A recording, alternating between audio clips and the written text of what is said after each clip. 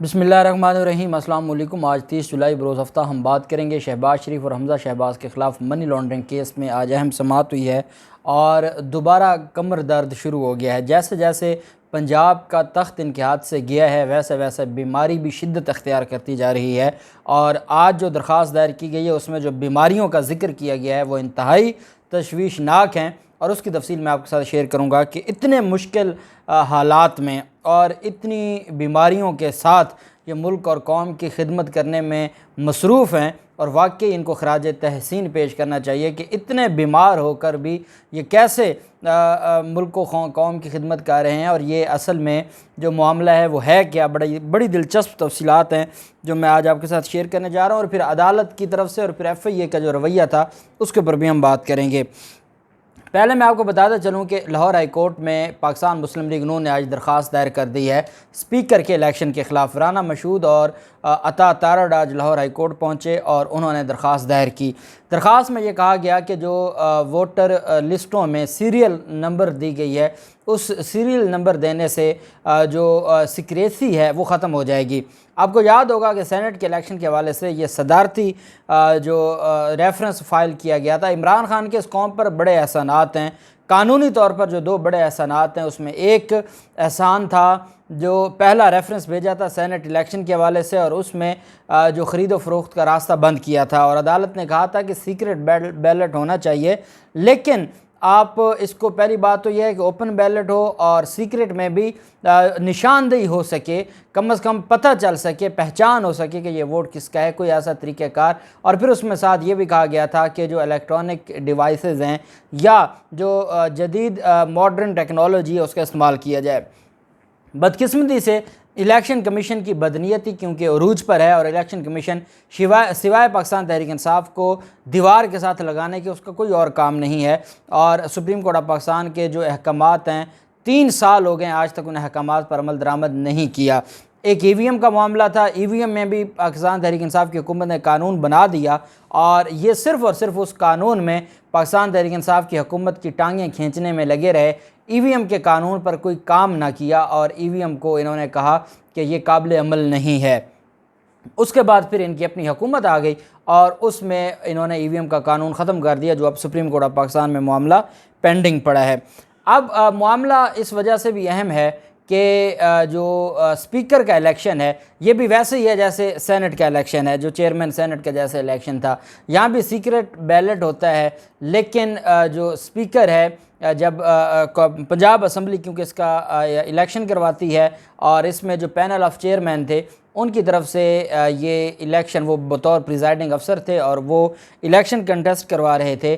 पाकिस्तान मुस्लिम league नून ये इल्ज़ाम लगाती है कि ये जो इलेक्शन है ये जो कानून कहता है कि सीक्रेट बैलेट के मुताबिक होगा ये उसके बिल्कुल गलत उसका किया गया है और जो कानून और आइन की धज्जियाँ उड़ाई गई हैं। आइन पाकिस्तान में जब लिखा हुआ है कि ये वज़ीर आज़म और ये जो वोट हैं इसके अलावा जो बाकी वोट हैं वो सारे के सारे सीक्रेट बैलेट के ज़रिए होंगे तो उसमें स्पीकर का भी आता है और इस वजह से ये इन्होंने सीक्रेट बैलेट की जो रिक्वायरमेंट्स थी वो पूरी नहीं की।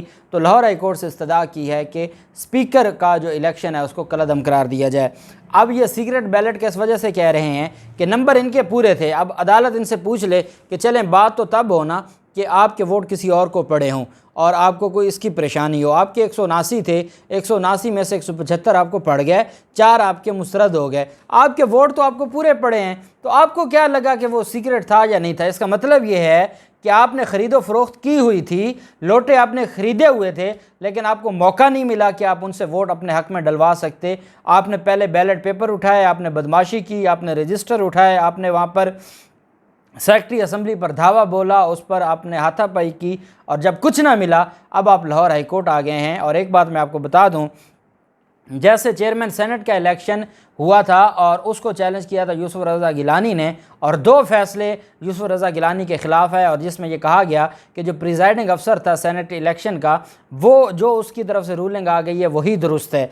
और यहाँ भी बिल्कुल ऐसे ही है कि जो प्रिजाइडिंग अफसर है, जो पैनल ऑफ चेयरमैन थे, उनकी जो रूलिंग आ गई है उसको चैलेंज नहीं किया जा सकता। साथ अता तारड़ ने कहा है कि मैं लाहौर में बैठा हूँ और मैं किसी को बदमाशी नहीं करने दूँगा। मुआविन ख़ुसूसी का ओहदा लेकर अपने जान जान बचाने के लिए वो लाहौर में बैठे हैं, और जब कार्रवाई शुरू होगी तो ये चीज़ें सारी ये मानी नहीं रखती, फिर आइन और कानून के मुताबिक चीज़ें होती हैं। बहरहाल अब इनकी तरफ से ये कहना है, लाहौर हाई कोर्ट में दोनों रहनुमा खुद गए हैं, वहाँ पर प्रेस कॉन्फ्रेंस की है और वहाँ खड़े होकर ये कहा है कि आज ही हमारी दरख्वास्त पर समाअत होगी। इनकी दरख्वास्त पर आज समाअत हो तो वो कोई अचंभे की बात नहीं होगी, कोई सरप्राइजिंग नहीं होगी। उसकी वजह क्या है कि इनके लिए तो अदालतें रात के 12 बजे भी खुली हैं, इतवार के दिन भी खुली हैं, जुम्मे के दिन भी खुली हैं, तो इनका जो रिलीफ इनको मिलता आया है, जो इंटरम इनको बेलें मिली हैं, पोस्ट अरेस्ट इंटरम बेलें, वो सिर्फ इनको ही मिलती हैं। और ये कोई अचंभे की बात नहीं है कि अगर अता तारड़ ये कहते हैं कि आज ही हमारी दरख्वास्त पर समाअत होगी, तो जनाब ये कौन कह रहा है कि नहीं हो सकती? आपकी दरख्वास्त पर आज ही समाअत होगी, लेकिन आपको रिलीफ देना इस वजह से पॉसिबल नहीं है कि इस्लामाबाद हाई कोर्ट के 2 फैसले इस पर मौजूद हैं और आप उन फैसलों से आगे पीछे, या हाई कोर्ट उन फैसलों से आगे पीछे नहीं हो सकती।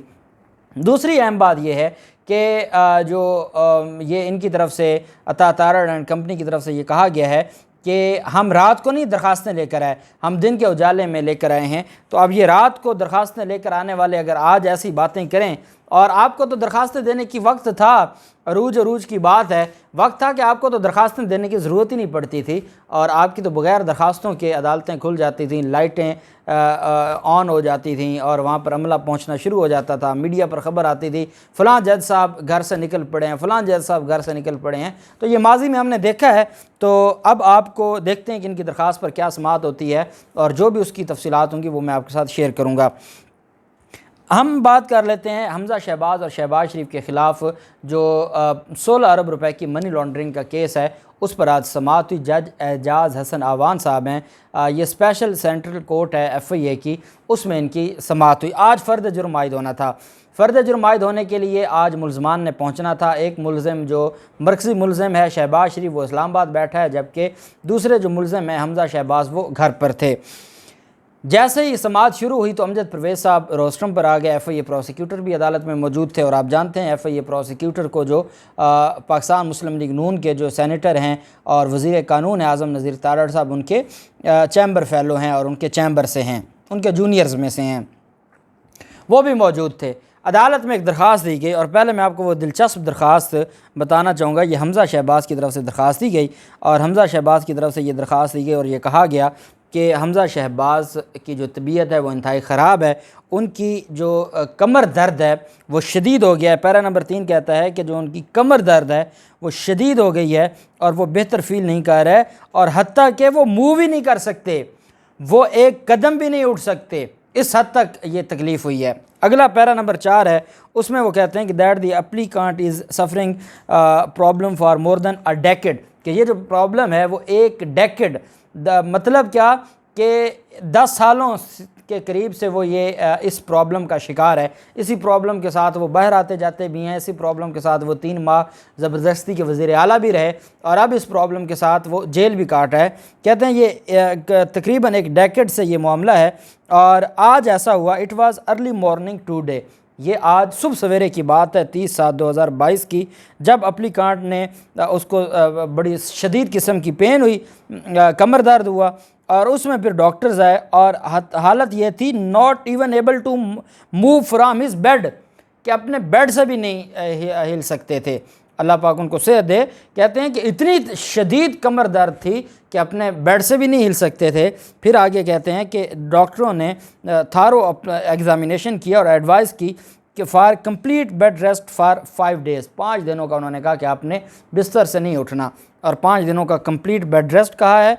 और साथ उन्होंने कहा है कि therefore the applicant is unable to appear before this learned court for hearing, copy of the medical certificate is attached. अब मुझे बताएं, सुबह 8 बजे ये दरख्वास्त दायर की जा रही है मनी लॉन्ड्रिंग अदालत में, जो FIA की अदालत है। सुबह सवेरे ये कमर दर्द होती है और डॉक्टर्स घर आके चेक करते हैं, और क्योंकि उनकी शदीद तकलीफ़ है, वो तो बेड से भी नहीं हिल सकते।